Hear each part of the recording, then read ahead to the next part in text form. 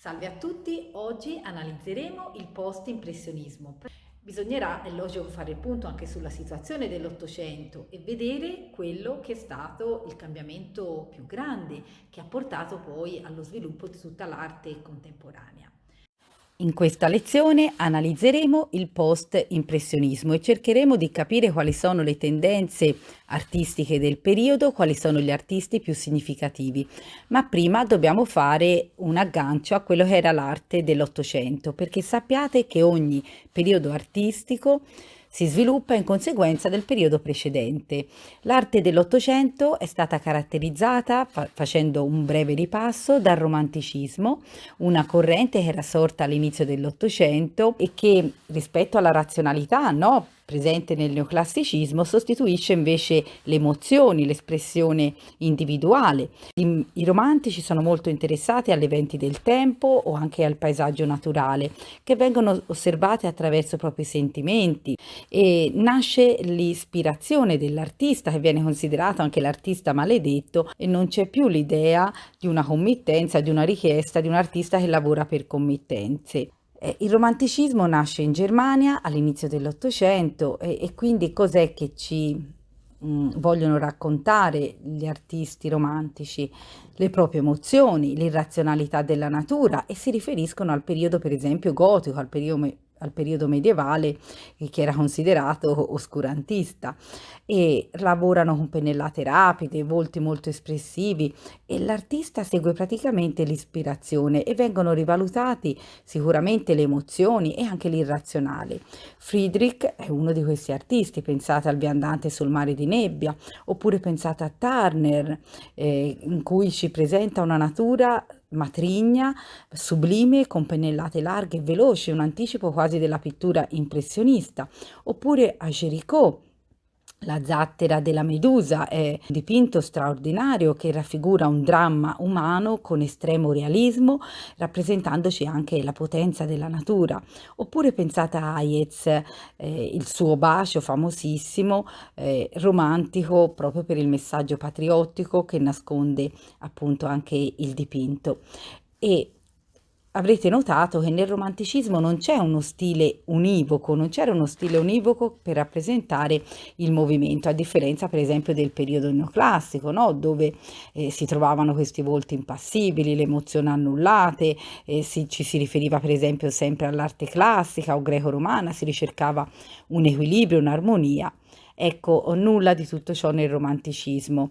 Il periodo poi che segue in tutta l'arte dell'Ottocento, logicamente abbiamo l'impressionismo, no? L'impressionismo, poiché dopo il realismo era stata una breve corrente a metà secolo che si era dedicata al mondo dei lavoratori, si sviluppa proprio a Parigi questo impressionismo. È un movimento che nasce ufficialmente nel 1874 con la prima mostra che viene realizzata presso lo studio del fotografo Nadar, e termina, considerate, con l'ultima delle 8 mostre nel 1886. Gli impressionisti che cosa fanno? Intendono catturare con pennellate larghe e rapide l'atmosfera degli ambienti naturali e i luoghi dove a Parigi ci si diverte, dove vive la classe borghese.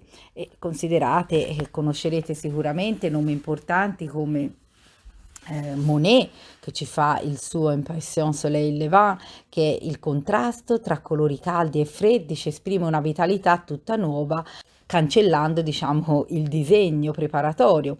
Oppure pensate l'anticipazione di Manet con la sua colazione sull'erba, che si trova tra tradizione e realismo, perché lui è il primo che ha introdotto questi soggetti borghesi con macchie di colore, anche se non è considerato un vero e proprio impressionista. Vi dicevo, a metà tra tradizione e realismo. Il realismo, vi ricordo, era nato in Francia, no? Anche quello durante la rivoluzione industriale, e si era soffermato sul mondo reale, su scene di lavoro, e denunciava proprio lo sfruttamento dei lavoratori, rappresentato con estrema crudezza, una rappresentazione oggettiva soggettiva, impersonale e non idealizzata, pensata agli Spaccapietre, no? Di Courbet. Comunque, tornando all'impressionismo, non possiamo non ricordare Renoir con le sue scene di genere, con queste pennellate larghe. I suoi dipinti sono un inno alla giovinezza e è considerato il pittore felice per le sue rappresentazioni sempre serene. Altri impressionisti possono essere per esempio Degas. Lui è molto focalizzato sull'attenzione a un realismo e anche alla prospettiva con un punto di fuga esterno, e questo lo vediamo spesso quando fa le scene di danza, la sua lezione di danza, lezioni dove si vedono spesso ballerine intente a ballare, a esercitarsi. È considerato, diciamo, un artista impressionista, però a differenza di tutti gli impressionisti che di solito amano dipingere in plein air, no? Con la pittura all'aria aperta, saranno favoriti logicamente dall'invenzione del colore in tubetto, che fornirà loro il pretesto poi per avere un atelier portatile. Le pennellate appunto degli impressionisti sono pennellate rapide con macchie di colore, nessun disegno preparatorio, e si concentrano spesso nei giardini e negli spazi urbani con scene di vita borghese, però soprattutto anche all'aria aperta, perché amano studiare gli oggetti che cambiano colore in base alla luce naturale, amano tantissimo per esempio rappresentare anche l'acqua, gli effetti riflessi di luce sull'acqua. E dicevo, Degas è un artista che invece si concentra più sull'aspetto della figura umana piuttosto che sul paesaggio. Un'anticipazione però di una pittura comunque in aria aperta l'abbiamo avuta anche con i macchiaioli. Ricordatevi che sono precedenti all'impressionismo, no? Perché l'impressionismo nasce a Parigi nel 1874, i macchiaioli in Italia nel 1861. Loro ci raffigurano realtà della vita quotidiana e si vuole rappresentare anche loro, al pari del realismo, il vero, con macchie di colore uniformi, senza chiaroscuro. Pensate a artisti come Signorini, Fattori, e poi arriveremo al post-impressionismo, cioè a superare la corrente che abbiamo considerato appunto dell'impressionismo. Cos'è che cambia per esempio dall'epoca neoclassica all'arte invece dell'Ottocento? In epoca neoclassica abbiamo visto c'erano volti impassibili, erano annullate le emozioni, tutto era molto controllato. Invece nell'Ottocento, tutta la pittura dell'Ottocento sarà una pittura più espressiva, carica di sentimenti, di emozioni, rappresentati senza essere realizzati. Mentre nel neoclassicismo si ricercava l'arte classica, greca-romana, no? E questo equilibrio, questa armonia, in realtà in tutta l'arte dell'Ottocento si fa riferimento più non all'arte classica greco-romana, ma all'arte gotica. Si ricercano ambientazioni misteriose, anche inquietanti, pensate appunto a tutto il romanticismo. Poi, se nel neoclassicismo si prediligeva la veduta urbana, che era espressione comunque di un'osservazione, potrei dire razionale, della realtà che è costruita dall'uomo, invece nell'Ottocento si dà grande valore al paesaggio, sia con i romantici ma anche con gli impressionisti. Il paesaggio, che nel romanticismo è spesso ampio, minaccioso, esprime proprio la forza irrazionale, non razionale della natura, e la piccolezza proprio dell'uomo. Il neoclassicismo era basato su uno studio dell'anatomia, della cura dei dettagli, una precisione nella rappresentazione, e invece le tecniche pittoriche dell'Ottocento saranno molto più rapide, con larghe pennellate, colgono l'espressione più in generale, non si soffermano sul dettaglio, no? E poi, mentre nel neoclassicismo ancora si respirano soggetti di tipo mitologico o storico, ecco, si arriva poi con tutto l'Ottocento alla rappresentazione invece della vita borghese. Allora consideriamo però qual è il periodo storico in cui si sviluppa il post-impressionismo. Innanzitutto, qual è la situazione economica in Europa nell'ultimo ventennio dell'Ottocento, che è il periodo appunto del post-impressionismo, dopo il 1886, che abbiamo visto essere l'ultima mostra degli impressionisti. Ecco, nell'ultimo ventennio dell'Ottocento in Europa si assiste a una crescita industriale ed economica. Questo momento di sviluppo economico verrà chiamato poi, dopo la seconda guerra mondiale, Belle Époque, e il centro culturale più vivace all'inizio del Novecento sarà proprio poi Parigi. Qui gli artisti si confrontano, si aggiornano sulle nuove tendenze artistiche e nasce il post-impressionismo. Per che cosa è caratterizzato questo post-impressionismo?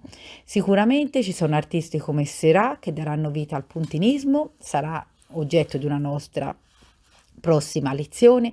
Ci sarà Paul Cézanne che conduce una ricerca sui volumi e anticipa il cubismo ed è considerata la tendenza analitica. Poi ci sarà Paul Gauguin e l'arte viene intesa come una rivelazione del mondo interiore dell'artista e Gauguin è la tendenza invece simbolista. Poi ci saranno artisti come Van Gogh, Munch, Ensor, Toulouse-Lautrec che ricercano nuovi mezzi espressivi per esplorare proprio la propria interiorità. Considerate che Van Gogh sarà poi la tendenza appunto più espressiva e dalla quale poi deriverà, vedremo, l'espressionismo ed altre correnti artistiche. In Italia nasce poi in questo periodo anche il divisionismo e faremo un confronto proprio tra puntinismo e divisionismo e vedremo le differenze sostanziali in altre lezioni future. Alla fine dell'Ottocento praticamente si verifica il fenomeno delle secessioni. Gruppi di artisti in Europa importano le nuove tendenze artistiche post-impressioniste e simboliste e si staccano da quelle che sono le istituzioni appunto accademiche.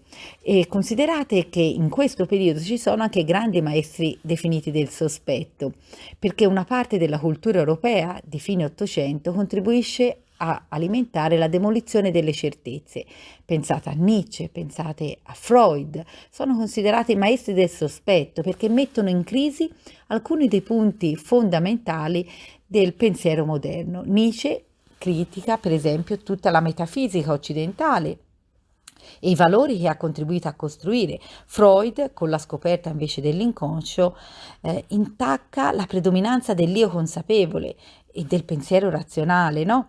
E poi ci sono altri movimenti culturali, ma pensate anche alla teoria della relatività di Einstein, no? Alla scoperta dei raggi X, alla scoperta di mezzi nuovi che destabilizzano la situazione precedente. Pensate al periodo precedente del positivismo dove c'è un metodo scientifico, c'è fiducia nel futuro, una visione ottimistica della vita. Arriveremo poi, approderemo al decadentismo che è un'esaltazione viceversa dell'irrazionale e del fantastico. C'è un pessimismo invece di fronte al futuro e una visione pessimistica in generale della vita. Ma di questo vi parlerò nella prossima lezione d'arte. Di tutti questi autori analizzeremo uno a uno le varie correnti artistiche legate al post-impressionismo proprio nella prossima lezione. Con la fine dell'impressionismo, quindi, alcuni autori iniziano nuovi percorsi, molto diversi tra loro, che diventano la base poi dei movimenti artistici del Novecento. Tra questi ci sono appunto Cézanne, Toulouse-Lautrec, Gauguin, Van Gogh. In questo periodo, che viene definito generalmente post-impressionismo, l'unica corrente proprio riconoscibile è quella del puntinismo.